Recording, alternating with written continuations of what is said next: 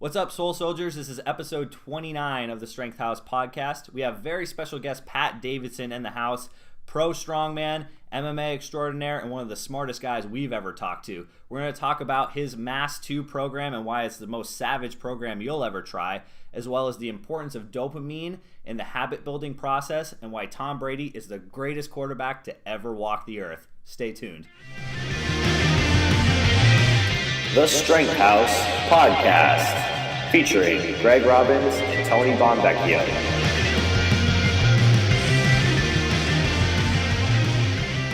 Ladies and gentlemen, welcome to the Strength House Podcast. This is episode 29, and I got Tony next to me, and we have special guest Pat Davidson on the line as well here, who you can see on the TV. Pat, how are you doing tonight? I'm doing great, guys. Hopefully I can be entertaining and informative for the listeners. You usually are, so I think that we're in for a treat. Yep, knowing what we know about you, Pat, I think you're going to fit that role just right. So super excited to have the second podcast in the Strength House office here. We've done back-to-back episodes in the same studio, which I feel like we haven't done for a while. We got two great beers and a great guest, so it's going to be a great show. Yes, and we have our first guest who joins us in our love for Tom Brady and the Patriots, which is a very important aspect. What'd you think of the game on Sunday, Pat? You know, I just think that Tom Brady, super frustrating. I mean, like those penalties on the defense there in that last drive. First of all, I didn't see any contact on that Panthers receiver for that illegal touch. That was awful. But, the defense needs to get its act together. But I'm not too worried about this team. I think that they're going to figure things out and straighten this out. And they only need to be good at the right time of the season to win a Super Bowl. Like, I don't really care about week 4 based stuff. Like, one objective and one objective only, and that is another Super Bowl championship. And you don't win Super Bowls in October. No. And I think historically the Patriots are a team that starts off slower than they finish. They usually get better as the year goes on. Maybe in the past, schedule's a little bit different, or they squeak by with a couple wins. But we're feeling the loss of a few players, I feel like, but we'll pull it around. The defense will figure it out. How many times have people hit the panic button so early in the season? Like, people were calling for, Tom Brady to get benched and bring on Garoppolo. Like, let's run with Jimmy G. But we know, of course, how that went and turned it around, and championship number 5, 15 weeks later. So I'm with you, Pat. I think it's going to be all right as long as the defense can turn it around a little bit. Yeah, I think they will. It's like you look at kind of like the Miami Heat when they first put LeBron, Bosh, and Wade together, and they started their season at 10-8. It was a really tough start. It took them a little time to figure each other out, and even with adding Durant to the Warriors, they didn't have as many regular season wins as they did the year before. But you take that team in a heartbeat in the playoffs over the previous year. So I think it's similar. It's like it takes a while for pieces to learn how to work together.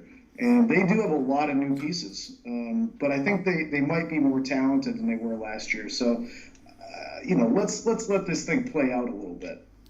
Absolutely. I mean, the 19-0 talk went to rest real quick. So no more pressure to go undefeated. Yeah. No. But what is it? 2014, I think they started 2-2 and won a Super Bowl. Right? So. I think so. Yeah, there's some precedent here. Yeah. We're not just a bunch of jerks talking about stuff, from an egotistical standpoint here. We're like historians, basically. We're wise, we're gentlemen and scholars, essentially, is what I'm saying. I would agree with that. Absolutely. Awesome. All right, so we have a special gift tonight from Michelle, one of our clients, and who sent us One Man Wrecking Machine, which is a milk stout. That will be the one we do tonight. While we get this going, Pat, can you tell for the people that don't know, shame on you, as we always say, but who don't know who you are, can you fill us in on what you're doing and what you've done in the past? Sure. So, probably what's relevant is I started off in academia professionally, where I got a PhD from Springfield College, and then I worked as a professor at two different schools. I worked at Brooklyn College, and then I went back to Springfield College and worked there for 3 years. So at Brooklyn College, I kind of started a strength and conditioning program there for undergrads, which was really exciting. I kind of got a chance to put a weight room together and start a bunch of exercise science students down the road towards good training knowledge and how to live the life and practice what you preach and all that kind of stuff. And then going back to Springfield, I had hopes to be part of the master's program in strength and conditioning there and to try to influence the next generation of up-and-coming strength coaches that were coming out of Springfield. It didn't work out for me there. I'm a difficult person to deal with in terms of putting me into I don't know if it's a team environment or I'm not a good employee, I would say, is probably what it comes down to. I'm going to do things the way that I see fit, and that might not be in line with what's currently happening at a place. And I don't really have that ability to necessarily change what I'm doing for other people. I think I might struggle in some ways in pro strength coaching or that kind of realm, because it's like I'm probably not going to be the guy that bends for the coach. You know what I mean? The head coach might tell me to do something, and I'll probably not do that. I'll probably do exactly what I was going to do anyways. And it's something where that's just who I am. So now I'm not necessarily working for anybody. I'm in New York City now, and basically I'm personally training CEOs and people like that. I operate totally independently, and it gives me a chance to do things like write books and train real hard and do presentations and try to do talks like this as well. So I'm enjoying just kind of being like a Ronin in some ways right now, just totally rogue and kind of like unconstrained. Well, you've got a program out there, a book, a training program, whatever you'd like to call it. Maybe you can clarify. Mass, which is kind of taking the strength training world by storm. You see a lot of people using your program and posting videos of these absolutely insane workouts. Can you tell us a little bit about Mass and what kind of the foundation of the training program is?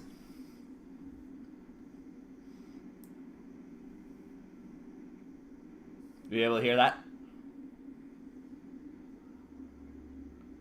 Crickets. Can you hear us okay, Pat?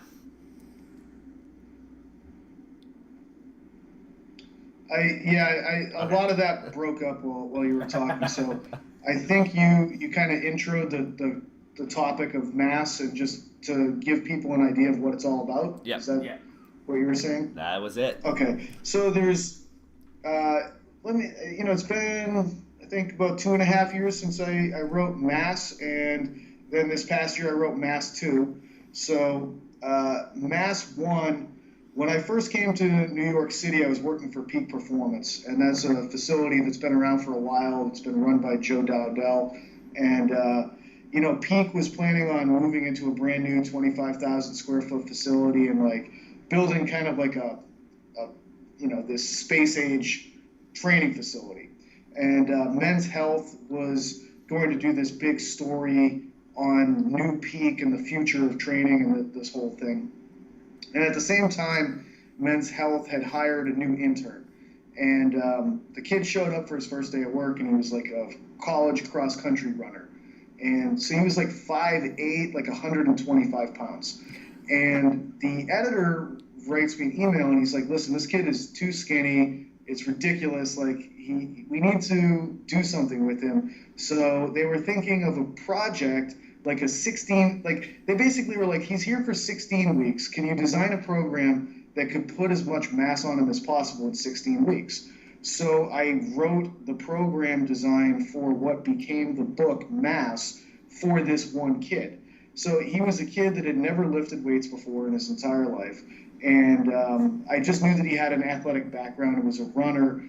And I was going to get a chance to meet with him once before he was going to start this program.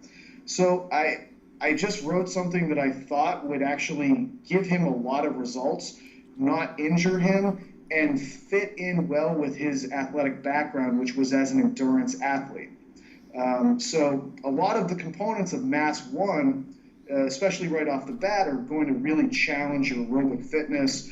And that was for me to be able to connect with him as an athlete, with getting him to learn how to lift weights and build habits, and just getting him to follow a routine.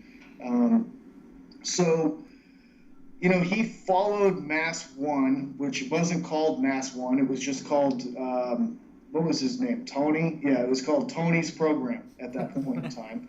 And, you know, I felt like, you know what, I'm going to jump in and do this program with this kid so that I know what he's going through while he's doing this program. So I started doing the program at Peak, and then other guys started jumping in with me because they were just like, dude, that is a savage workout you are doing. I don't know what that is, but I want to get in on it. And so anyways, this kid goes and he put on like 12 pounds of lean tissue according to our in-body measurements in the first 8 weeks. It was something like 12 or 14. I don't even remember. It was just like this ungodly amount of weight gain that seemed to be positive.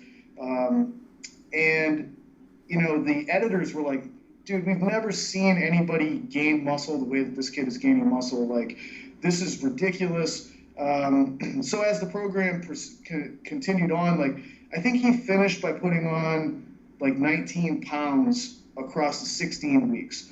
And they said, you know, we want to do a special on this program, and we want to include it with the articles on Peak and all this kind of stuff. So I just looked at it like, I need to capitalize on a whole bunch of free advertising through Men's Health. So I wrote Mass 1 in a weekend because I wanted to get the book out and ready so that if Men's Health put this article out there, I would have a product that I could sell. So that's really the story behind the origins of Mass 1. And it's just interesting because it's literally the opposite of everything they tell you is good programming. It is a cookie cutter program. It was designed for one person and then got applied to a whole bunch of people. But what I like about it is that it kind of spits in the face of everything that we hold as sacred, and it just like slaughters another sacred cow, because it has worked tremendously well for a lot of people. And it goes and does, it makes you do things like a whole bunch of sets of 15 reps in a circuit, and you know, it challenges your metabolic work capacity. It's CrossFit-esque. It is, it's really stupid in a lot of ways, but I'll tell you what, a lot of people have done amazing things. Like, they've gone through the program, already strong people. They've done things like improve their 1 rep max. Their vertical jump has gone up. They lost body fat and gained muscle. So it's just a good way to, all the workouts are short. You know, none of them take longer than an hour. You're going to work your butt off. You're going to move a ton of volume. And I think that especially in an overeducated world of strength coaches who are overly focused on movements and tiny details, they need a big dose of just shut up and work hard. And that's what Mass 1 is. It just like kicks you square in the teeth and tells you probably haven't worked super hard. And if you actually work really hard, you'll probably get a lot of physiological adaptations that are positive in both body composition and performance. So that's kind of like Mass 1 in a bottle in some ways. And it's interesting because I learned a lot by seeing the success of people going through Mass 1. And it was kind of like, why are people having so much success with this? And I think so much of it is like habit formation and motivation and simple progressive resistance exercise related stuff. You know, so a lot of those things helped spur me on to write Mass 2. And Mass 2 is, in my mind, like a legitimate, sophisticated training model that people could kind of run on repeat. And it should be the kind of program design that brings all the smart elements of training together and just creates sensational results for people. I'm following Mass 2 right now, and I'm basically PRing everything on a weekly basis.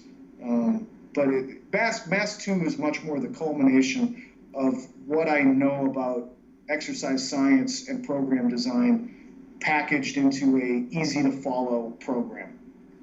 Awesome.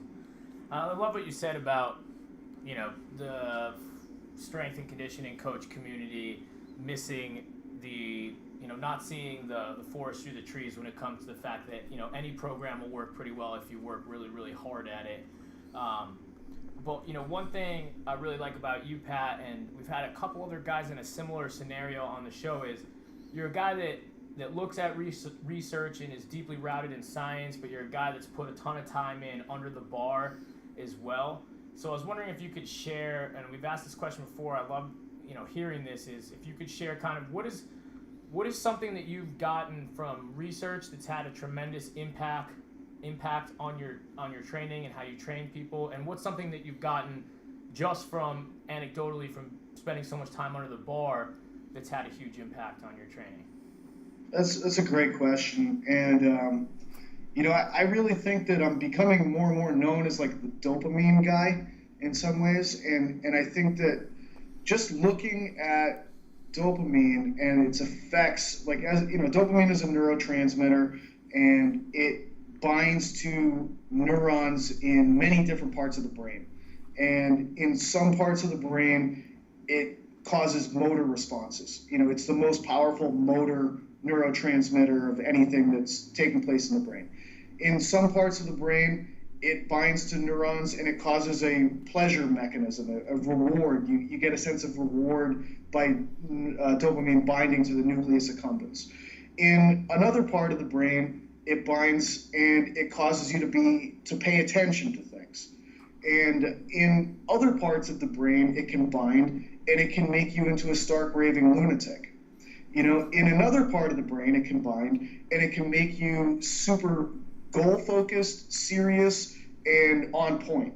So it's like with neurotransmitters, the same chemical, depending upon where it binds, can cause tremendously different responses. It's just where in the brain is this thing actually binding, and so what I've learned is I think that dopamine, we started off talking about football, and when I think of football, a lot of times I think of how great the New England Patriots are, and it's usually reflected in the power rankings. On a weekly basis, you see the power rankings come out, and I've always thought to myself, it would be great if there was a similar power rankings for what is important in the world of training. Because there's so many variables out there, but like what matters more than other variables? And to me, like, number one, by a large margin, is consistency, and compliance. Like, those two things just go together. And, like, things that derail consistency, injuries, you know what I mean? You get hurt or you get sick, and now all of a sudden you're on the shelf for 8 to 12 weeks or something like that. But you look at it from the big picture, like, before you got hurt, you were this strong. And then you got hurt and you miss 8 weeks. But then it takes you another 12 weeks to get back to the point of where you were before you got hurt. So it's like, really, it's 8 plus 12 weeks that you missed out on just to get right back to the starting point. So if you could have just avoided getting hurt in the first place, you would have probably been able to continue making upward progress. But now you just missed out on 20 weeks of training. And if you think about 20 weeks in the course of a 55-week year, like, you just missed out on a huge percentage of the year. So I'm always looking at, like, what are factors that can improve consistency and compliance so that you can continue making any level of linear forward progress with your quantitative results from training. So, injuries can completely derail you, but also just I feel like people don't follow programs and they don't continue to make progress as they should. Either they get sort of like ADD, like exercise ADD, and they want to do different exercises, or they want to like jump ship on a program, and I want to try this program. No, now I'm going to try this program. Oh, maybe I'll just work out with this guy today. Maybe I'll do this. Maybe I'll do that. Versus like, just actually increasing volume at the right times or increasing intensity at the right time and seeing progress go in the right direction. So it's kind of like, why can't people do that? Why can't they follow a system? Why can't they continue to make progress? So, part of my thought process is that I think psychologically, once you're pretty strong and you've made progress, it sucks to like squat heavy ass weight. It really does. There's nothing particularly fun about that. Like, it feels like your eyeballs are going to pop out of your head. You have to push so hard that you feel like your butt might fall out the other end. And it's like, it's so threatening to the system that it's like, why would I possibly want to add more weight and push even harder? Why would I want to make something that's already metabolically miserable that much more miserable? Like, I see this a lot of times with just training people. Like, normal people don't want to make things harder because at a certain point it's so hard that they can't fathom actually making it even harder. So how do I get regular people to actually willingly work even harder? Because it's very difficult to convince people to do that. So this is where I feel like the really influential parts of dopamine come into effect. And it's kind of like I was saying, dopamine can be related to goal setting. It can be related to being serious-minded and being focused. So how do I get dopamine to actually contribute towards that? And it seems as though it's all tied into the formation of like habit formation. And whenever you're talking about habit formation, you're going to be talking about the habit loop that was created by like the Hopkins rules of habit formation. So you've got a cue, you've got a behavior, and you have a reward. And if you can consistently have the same cue, the person executes the same behavior, and they get a reward at the end, you're at the beginning of creating a habit loop. Okay, so I'm always thinking of like, how do I give the person the same cue when they're the preceding exercise? And it might be the warm-up, because I really think most warm-ups are kind of a waste of time. Like, you're not really improving anybody's movement quality the way that you think you are. But I might be able to put a cue in there that gets you into this habit loop. Like, you're going to execute the next behavior because this cue came in there.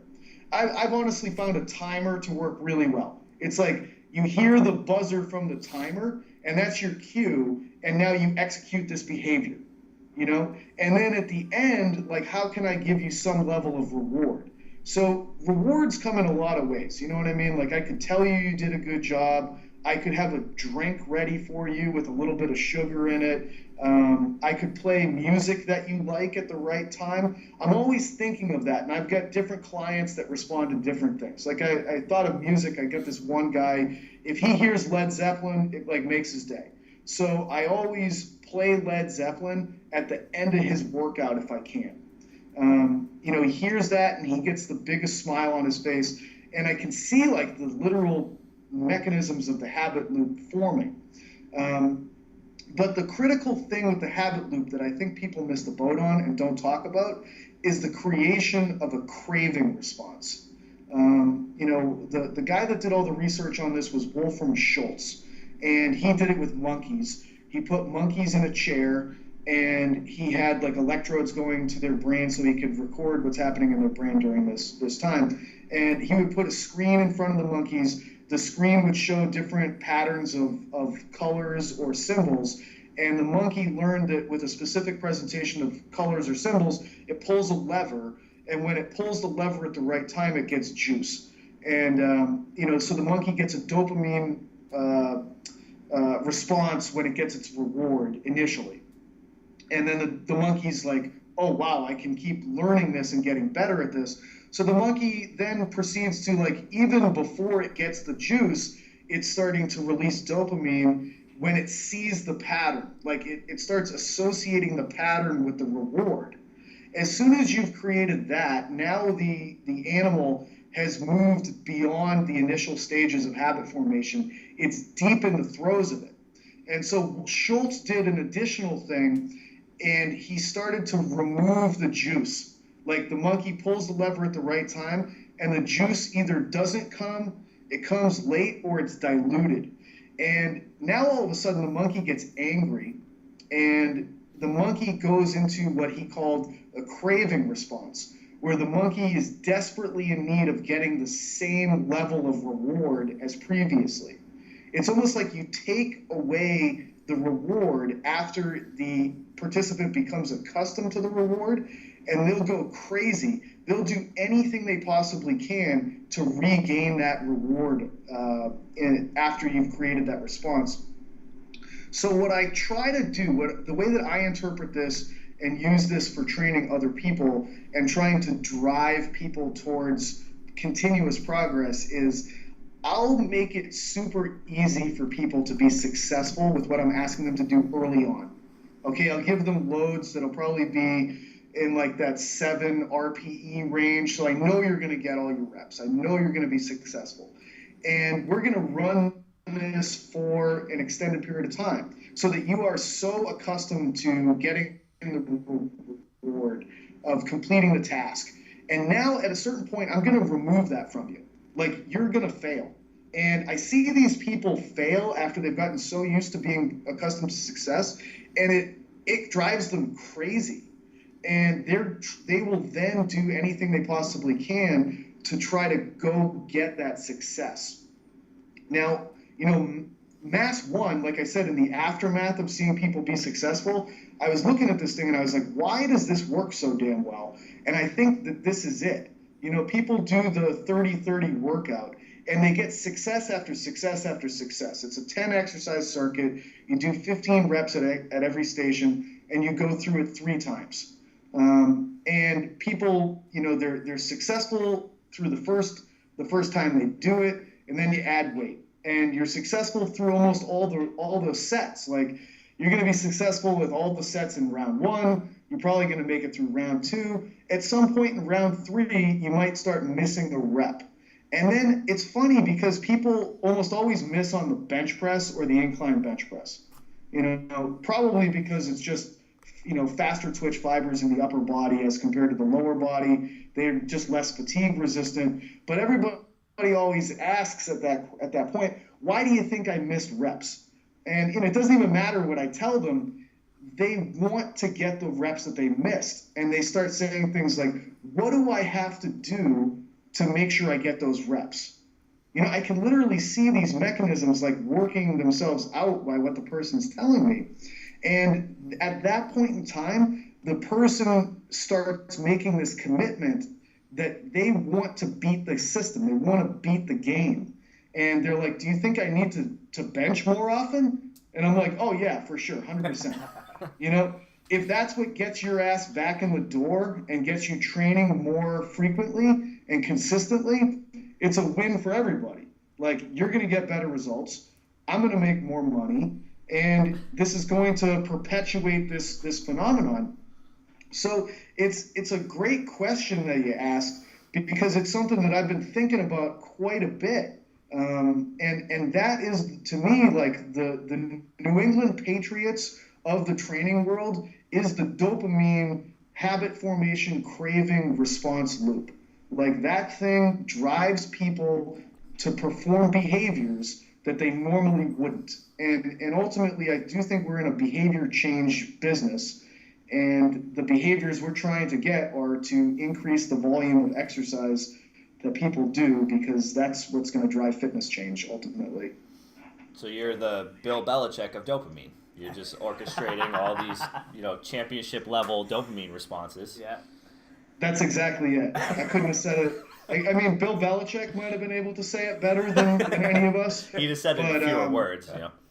That was Belichick-like that you just brought to the table. That's what I'm going for. Do you think that do you think there's a similar response even in like advanced athletes? So let's say you have like an advanced lifter, and PRs become harder to come by. So, you know, you crawl and you scrape for an extra 10 pounds, 15 pounds.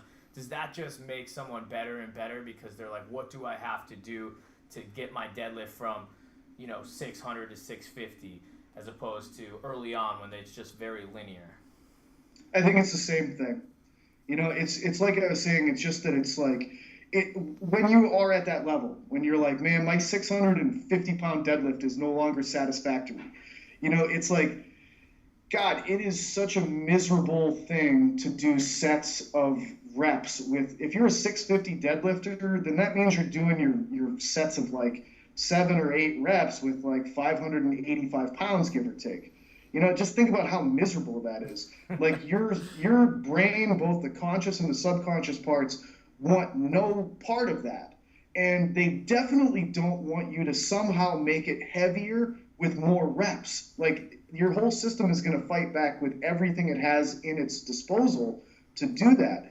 But how can I make it so that the reward is so enticing for you that you'll do whatever it takes to actually physically exert yourself and do more than you did previously? I think at a certain point, like the only thing that matters is progress. It's just that actually achieving that progress is so incredibly stressful and difficult and miserable that at a certain point, the psychology or emotionality or the physiology just won't go there anymore. That's just what I think anyways. And I think there are some advanced lifters out there who might get that satisfaction out of training really hard and like putting themselves through that agony. There's a certain guy on the cover of Mass 2 who we know very well, Steve Tripp. He owns a gym in Providence, Rhode Island. I worked with him for a couple of years. He kind of gave us, he let us come in and train a couple of our clients when we made the transition into this gym. And Steve's one of those guys, and you saw the results, you know, with the Mass Challenge. Absolute savage, and I literally think that he enjoys putting his body through hell every time he goes in the gym. It's absolutely insane. I mean, he's ridiculous. But you know, I love, like, you know, I got to know him because he did the Mass 2 challenge, and like I love that guy's updates and stuff like that. But like he's just tapped. He's clearly a 100% tapped individual, which is why I gravitate towards him. But, you know, yeah, like, there has to be something a little bit wrong with you if you're going to be able to move into the really special, like, kind of rarefied realms of force production. It's not for normal people. Like, you have to have something a little bit screwy with your wiring, I think. That's something we say, you know, we do like a Big 3 powerlifting workshop, and one of the things we talk about, one of the foundations of powerlifting is that you have to have a screw loose at some point if you're going to take it to that level. It's like you can snowboard and you can compete in the X Games. It's way different, two way different animals. And that gets, you know, when we present that, it gets taken a little bit differently. Like some people are like, oh, well, why do you have to have a screw loose, this and that? And it's like, well, because what it's asking you from a mental fortitude standpoint is way above what you're ready to put forth if you're not just, you know, a little tapped, like you said. Yeah. You know, it's funny, like when you compete against guys at the highest levels, like I got to see some really elite strongman competitors, and there's a level of, like, you know, in fighting in MMA, we called it gameness. And gameness is sort of defined as like, you would rather sacrifice parts of your body or potentially your life than to concede and lose.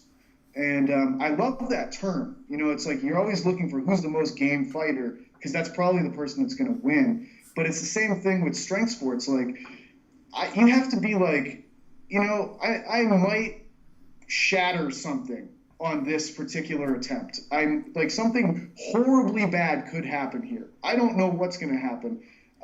Because this is a weight that I've never touched. I don't know what this feels like, but you just have to go for it with reckless abandon. And there's some people that can do that better than others. And it's funny because, like, if you attack it and you don't approach it with fear, you're probably going to get it, or you're going to be much more likely to be successful. but there has to be that fear in the back of your head. Like, you have to know the reality of it. You just have to, like, inhibit that and approach it with that pure attack mindset rather than allow yourself to slide back into that kind of defensive-oriented approach. I just gave you that bottle. I didn't mean to do that. Give me that back. We're cracking into beer number 2 here. Another one that Michelle sent from us. It's stout night here at the Strength House.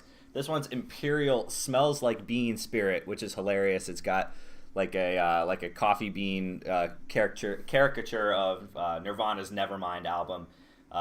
Instead of chasing after a dollar bill, is chasing after a bottle of maple syrup, which is amazing because it's Vermont maple syrup, and I grew up in Vermont and basically you love any excuse to talk about Vermont. Maple syrup running through my veins. And also because the first band I was ever in, the only song we could play was Smells Like Teen Spirit. And we were in 7th grade, and we'd practice every Saturday. We'd stumble our way through Smells Like Teen Spirit for like 6 hours straight. 8th grade, time to try out for the talent show. We didn't make it. All those fucking Saturdays playing that damn song over and over, and still not good enough to make the show. That was the first song I learned how to play on guitar as well. Smells Like Teen Spirit. Speaking of smells, this smells really, really good. Do you think you could somehow create like a Ben & Jerry's crossover flavor with Smells Like Teen Spirit? Like, I don't know exactly. It doesn't sound all that appealing to me at first because it's like, you know, like oily and hormonal. But, I mean, I'm just trying to, I'm making some strong associations here with your musical background and your Vermont heritage. Yeah, I mean, you know, Ben & Jerry's, they're sellouts. They you know, went the way of basically. Don't say that. I love Ben & Jerry's. I know, but you know they. Well, they're kind of like the Foo Fighters of ice cream, then. Ooh, wow, man! Now we got a lot of debates. Yeah, fighting words. But I know. I feel like Dave Grohl sort of read the tea leaves correctly there and saw the direction of the music industry, and made kind of like a rock poppy kind of wishy-washy band, in my opinion, anyways, and you know, has capitalized tremendously financially, and just like Ben & Jerry's took a great sort of local concept and just blew it up.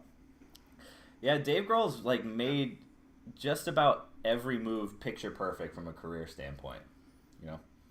I'm not really big into people that sell out, but I would be perfectly happy eating a pint of Ben & Jerry's and listening to Everlong.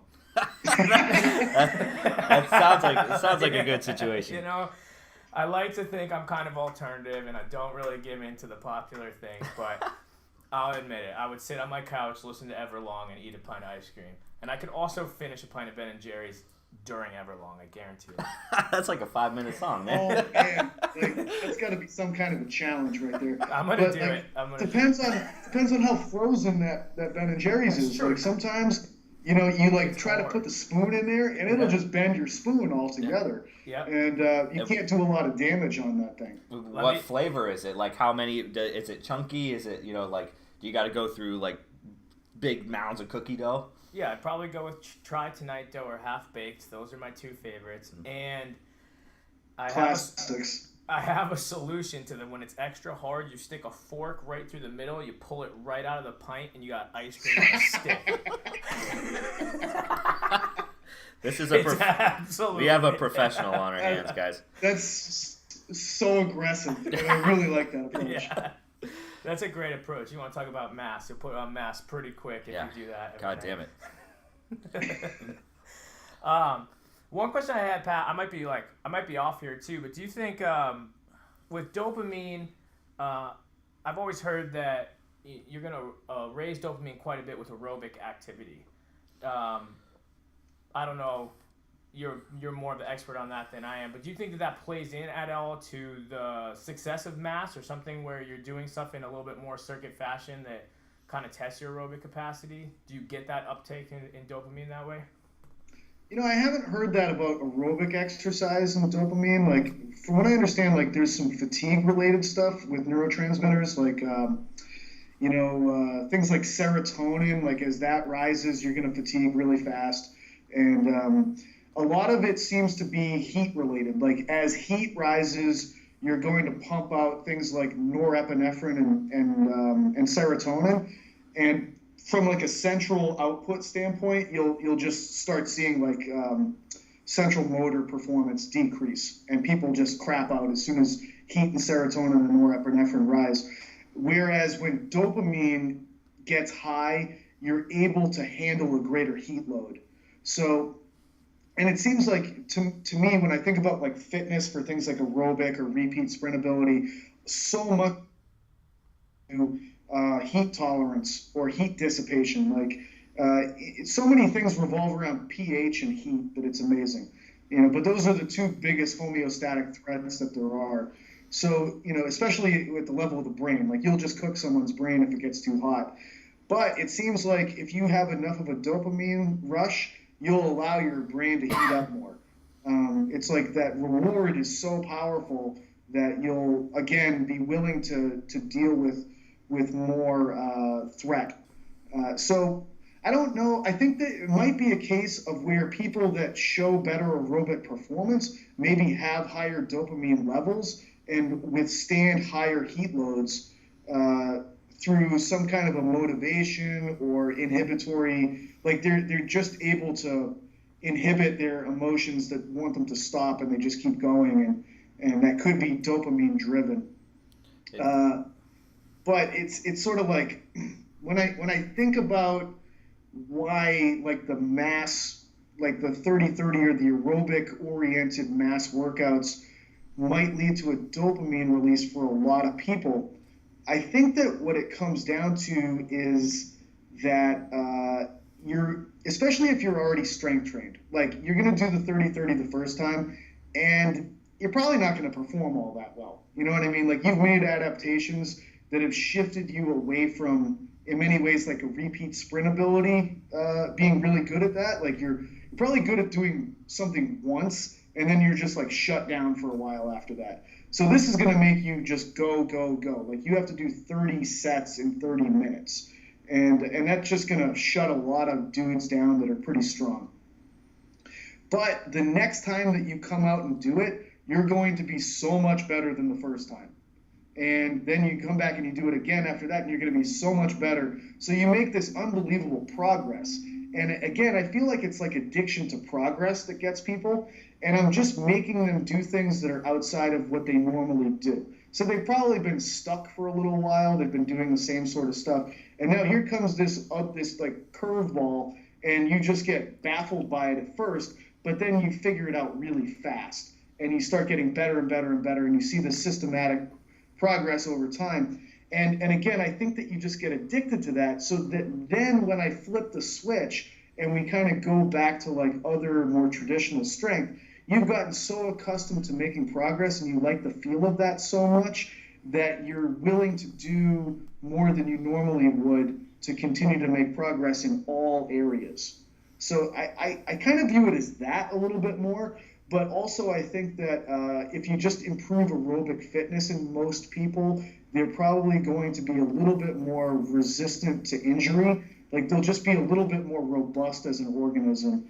They'll also be able to recover better. They'll just have a better resting heart rate and more significant parasympathetic response. So I think there's a lot of factors that feed into it, but I just haven't seen anything on increasing aerobic fitness and that being a direct causal dopamine increase mechanism. Well, you've been involved in two sports at a very high level, strongman and mixed martial arts, that have a huge aerobic component, also a huge like discomfort tolerance component. How did your background in those sports kind of trickle over into the design of Mass 1 and Mass 2? That's a really good question. So it's funny, like when I did MMA, like I was a good athlete when I got into it. I started it at 19, and I had played college baseball, and I was strong as an athlete, like in high school football and all. Like I've always been good at strength-oriented stuff, like even as a very young kid. Like, so it's like I was. If you got me day one as a high school athlete, you'd be like, holy shit, look at this guy. Like I can't wait to coach this kid. So it wouldn't be the kind of kid that walks in and like can't bench 135. Like I think the first time I tried to bench a barbell at like 13 or 14 years old, I could bench 135 without ever having lifted weights before. So, I got into MMA, and we did so much aerobic training and so much like body weight stuff. Like, you know, part of like initiation into the team I was on was you had to do 500 Hindu squats and 300 Hindu push-ups. And, you know, you had like a certain amount of time to be able to do that. And I managed to be able to work my way up to being able to do that in like a few months. And we did tons of running, and we ran bleachers, and we did like crab walks and bear crawls and jumping over ropes, and, you know, the typical kind of conditioning circuit that you would think of, like a minute of doing this, a minute of doing that. And it would just go for 45 minutes to an hour. It was like we had some hellacious training in the gym that I belonged to for MMA. And I got stronger. You know, my 1 rep max stuff improved tremendously by doing all that conditioning and all that body weight stuff. And it doesn't necessarily make sense to most people from like a physiological standpoint. It's like, it's removed, but I think that, you know, it's general physical preparedness and development for everyone who isn't super elite is going to have like a very broad spectrum of improving pretty much all physiological responses. And I think that the number of people who are truly elite at strength things is so much lower than we actually think. You know, there's so many people that think they're at the top of the food chain, and it's like you're at best an intermediate level individual. You need GPP. If you just get in better shape, you just need volume. Like, you need to stress your system and accept volume, and I guarantee you'll get great results if you just do that. So I think that I learned a tremendous amount through that, and you know, that definitely feeds into, for sure, Mass 1. I had something smart to say about Mass 2, but it was strongman related. What did strongman teach me for designing programs for kind of like strength and conditioning, or, you know, fitness, or so strongman. Again, it's kind of like sometimes you'll compete in a show, and maybe you have a car deadlift, and you do 25 reps on that car. You know what I mean? Like, or you just have an event, like it feels too light, but you do a bazillion reps, and it makes you stronger. Like, it really does. Like, it seems as though it's not in a rep range that would make you stronger, but you went someplace where you just physiologically worked at such a high sympathetic output or something that it, you know, because literally you do the show, maybe it was a light show, you come back in and train the next week, and you're somehow stronger.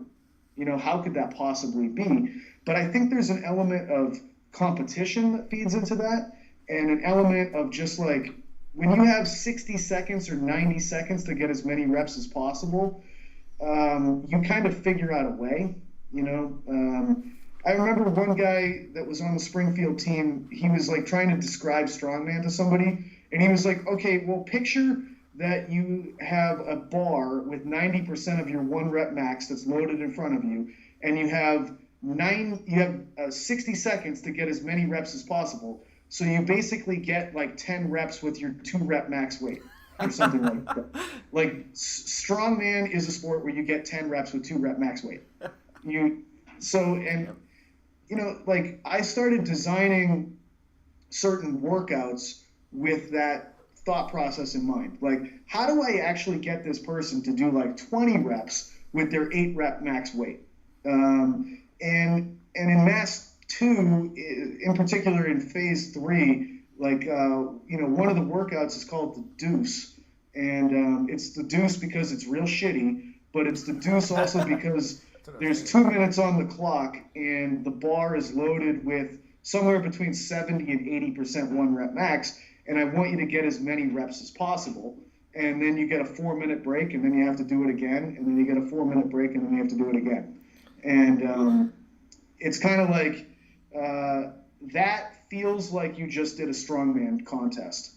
Like, that's what it feels like when you get done with a show. So that's one of the big things I took away from strongman. Yeah, that's cool to hear, because I mean, you kind of beat me to that question, but knowing of your strongman background and having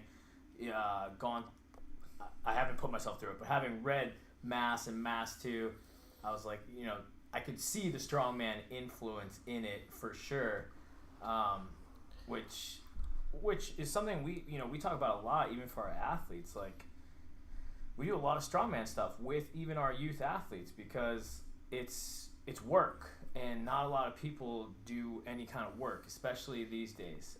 Let's try to pick low barrier to entry exercises and work hard at them. Carry stuff, move stuff for reps. That stuff is kind of getting lost. People get real fancy these days. Too early. Way too fancy. And that's not what it takes. It's just old-fashioned hard work sets that huge base for you so that you can build a really large peak on it. Even the elite of the elite athletes, when you go back and you talk to them, they usually have this base of really great work, whether it had been like formal training or whether it was just the way they were brought up and the things that they did. I think a lot that recently Josh Bryant interviewed Kaz, and that's a great interview if you haven't seen it, and he just talks about the tremendous amount of work he did as a child working for a logging company and cutting down trees and logging them in. He's like, I did a ton of work, so when it came to do strongman and powerlifting, I just flourished. Yep. Yeah, and I worked like landscape construction as a kid. And, so you're just out there all day. And, one day you're doing lawns. So you're just like collecting all the grass in big barrels, and you have to carry it 100 feet to the truck and like basically like one hand press it over the back end of the truck and dump it in there. Another day you're doing mulch. So you're just like shoveling mulch and carting it around in a wheelbarrow. Another day you're digging holes and doing irrigation. So yeah, it's like, and you're doing it for 8 hours a day. I remember being like 16 years old and like the first day of work and getting home and just being like crushed. I woke up the next day and like I could barely get out of bed. But there was this realization, like, it's Tuesday and I have to go do this again for another 10 hours today. And you just have to go do it.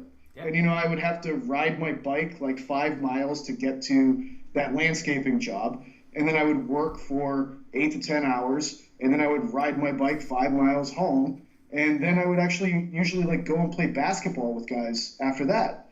So it's like you're getting like 15 hours of physical activity a day.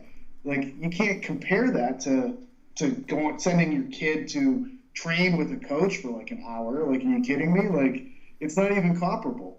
So yeah, it's like I can think about all those things now where it's like I'm suffering, but I would much rather be doing what I'm doing now than like lumping shingles up to a roof in 90-degree temperature for 12 hours today. That's exactly it.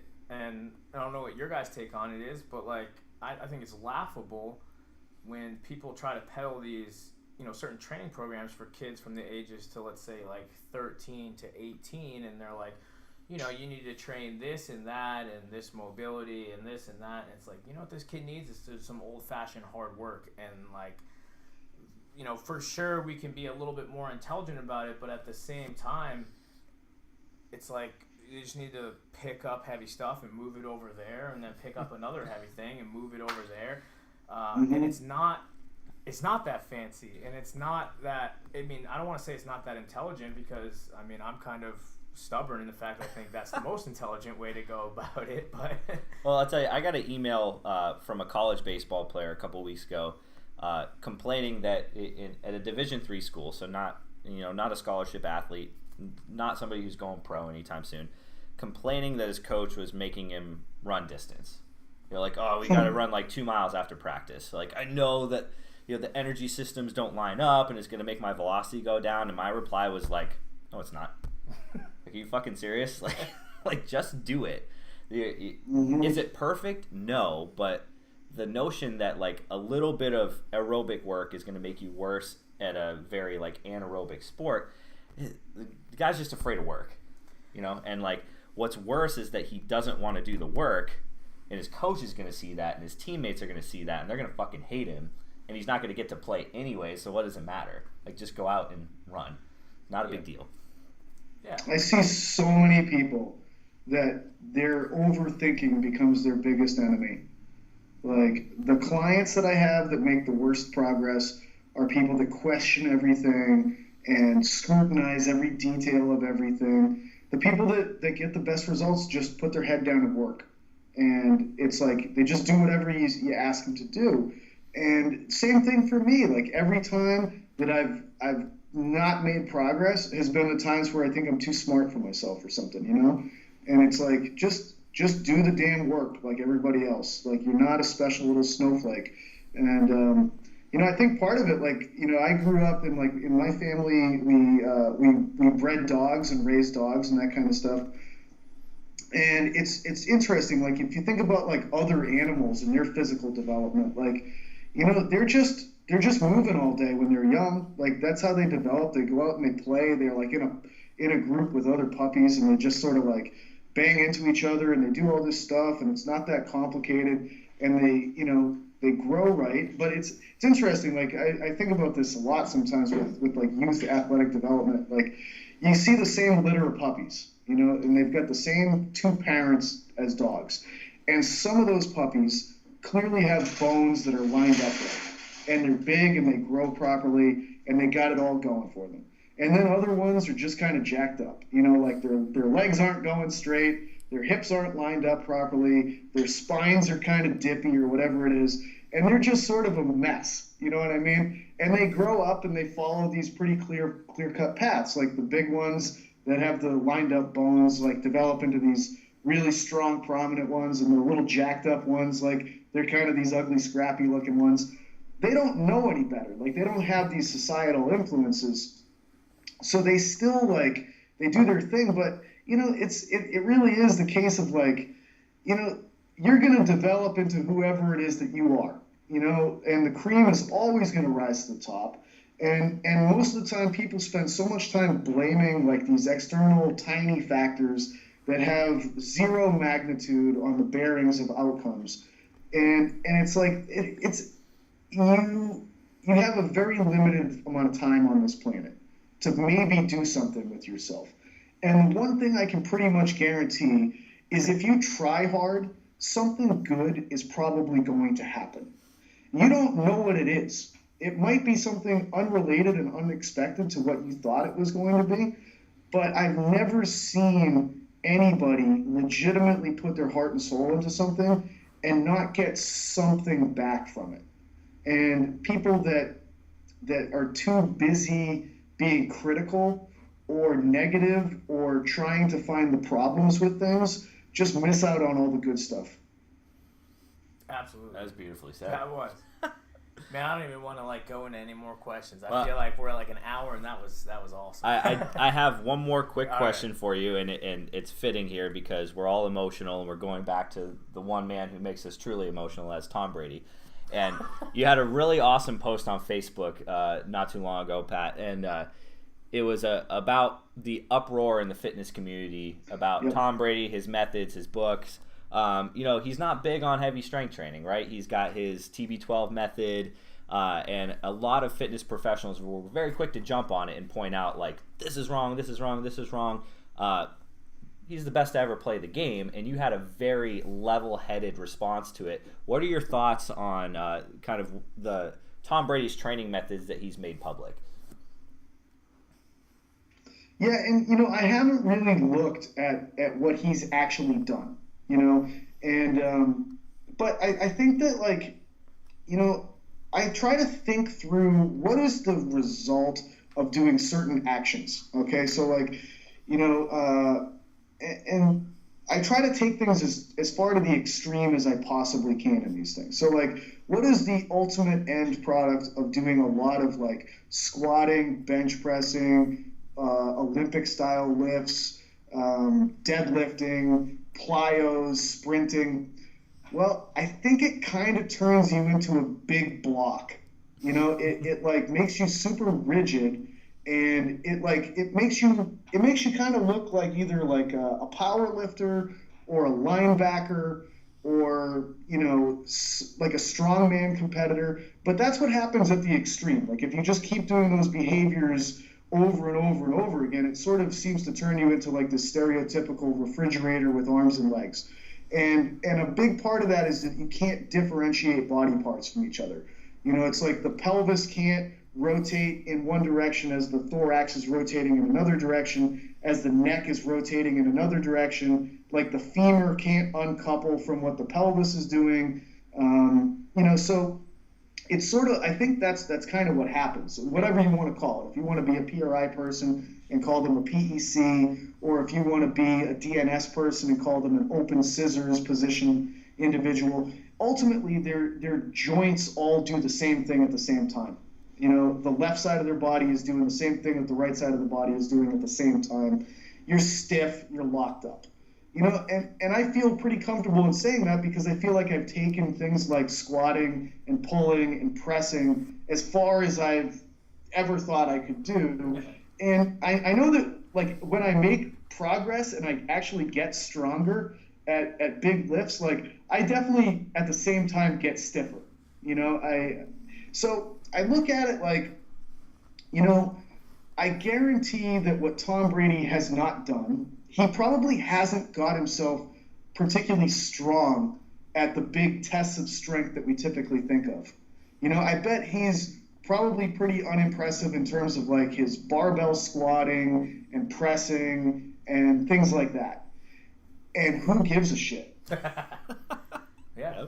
Because, like, I'm just saying, like, I really think that if you get good at a lot of the things that we as strength and conditioning coaches value, you might lose the things that matter. And I think maybe the only thing that matters for like an NFL quarterback is probably the ability to differentiate joints from each other. And you know, like femur from acetabulum, pelvis from thorax, thorax, like rib cage from scapula, scapula from humerus, cervical spine from thorax, occiput from atlas, you know, the whole complex, like skull from, like cranium from mandible. Like if you have freedom and those joints have play and space, and you can center your weight over both feet and you can rotate into both hips, you're probably going to have an efficient, economical, beautiful mechanics for things. Like if you really look at throwing is how well can you get into early stance mechanics is throwing. And, you know, Brady, when you watch him, like he's able to get into his left hip really, really nicely. Like his pelvis rotates to the left. His left foot stays on the ground. It's basically left AFIR is what he's getting into when he delivers the ball with his right hand. It's fluid, like his center of mass shifts back over his right foot as he's cocking, and then as he's delivering the ball, his center of mass is shifting forward, and in his follow-through, he's centered over his left foot. Like, it's poetry in motion. So it's kind of like, if he does things that we would consider not driving big physiological changes from a fitness standpoint, he might be protecting himself from losing those neurological gifts of centering and differentiation.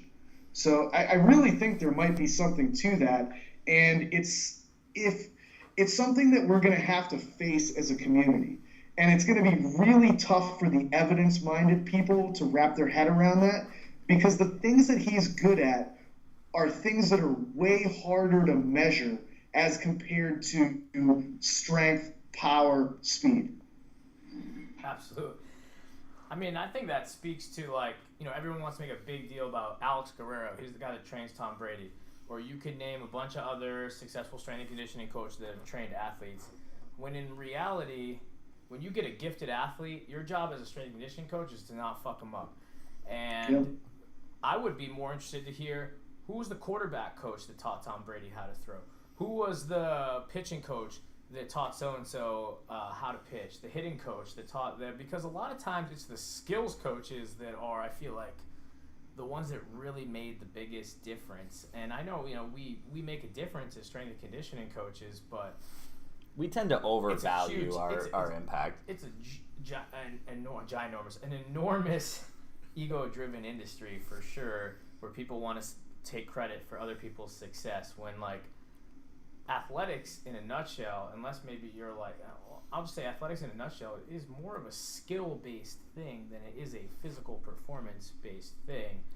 Your skills are going to get you pretty damn far, especially in a position like a quarterback or a sport like baseball, or even if you're on the defensive line. Like your skills are what really makes you, and the physical performance part it's a piece of it, but it's funny how much stock goes into that, I guess.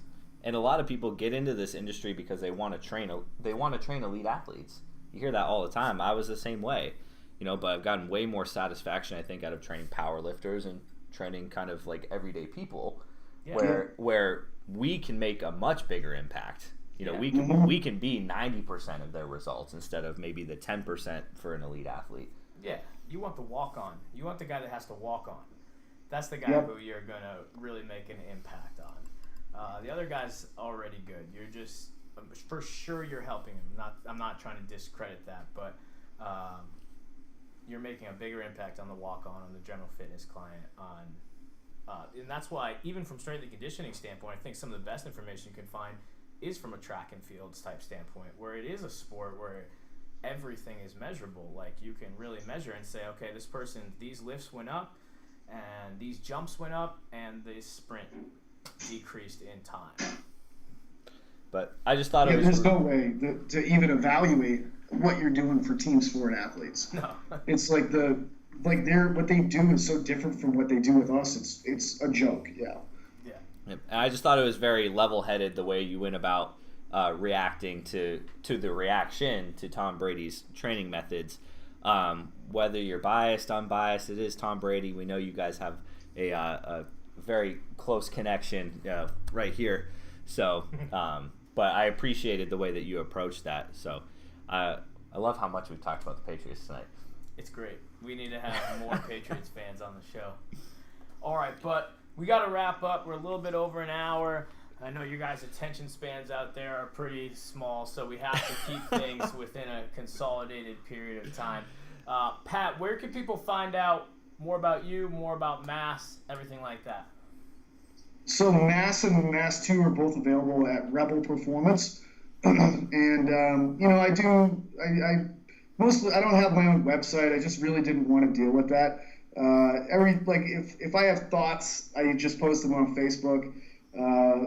It's like, I feel like articles in some ways are too, like, I don't know. I don't even need to write an article anymore. I'll just post something on Facebook that I think is worth people knowing about, and I try to keep it worded in a way that won't be too long for people's attention spans. Exactly. There we go. That's sort of what I do, and anything that's longer than something that should be posted on Facebook, I think I'll just try to put into another book. Excellent. Awesome. Well, you guys out there definitely need to follow Pat on Facebook. Check out Mass 2. I guess fast forward to Mass 2 at this point, as that's the kind of the culminating event so far of Mass. I'm sure Mass 3 will eventually hit everybody's doorsteps or something different and better. I want to do one every year. That's kind of my goal. Like, I want to, the Mass 2 challenge was awesome, the one that Steve Tripp won, and Jamie Rodriguez from the Devils took the prize for the pound-for-pound champion. And those guys are both like incredible champions of that first challenge that got thrown down. But I would love to do a different challenge every year. And, it's always going to be something that will demand a well-rounded nature, like not just strength, but also the ability to repeat those efforts over and over again with various movements thrown in there. But, and whoever wins the challenge gets to be the cover person for the next book. It's kind of like Madden. That's sort of how I envision it going. Well, did Steve get the Madden curse? He broke his wrist right after. Yeah. He dropped a 300-pound sandbag on his wrist. It's basically the same thing. Yeah. But you know, like, God bless Steve. He squatted, I think, 27 out of 28 days while he was in the cast, and then, you know, squatted 700 shortly after. So, like, something to be said for that, man. Maybe it's the mask too. Bless it. Animal. He's just a fucking animal. That's that missing screw we were talking about. Yeah, no, he's missing most. He's got like one screw still hanging him on. All right, guys, thank you for tuning in. One quick housekeeping thing. Very few spots left for the founding members special here at the Strength House. Spots are filling up quick, so if you go to thestrengthhouse.com, you can check it. The very first thing on the website, information on how to sign up for founding members. Make sure you check out anything and everything Pat Davidson. Thank you so much for coming on the show. Make sure you leave us a rating and a review on iTunes, and this will be up and live later in the week. Thank you, guys. Good night.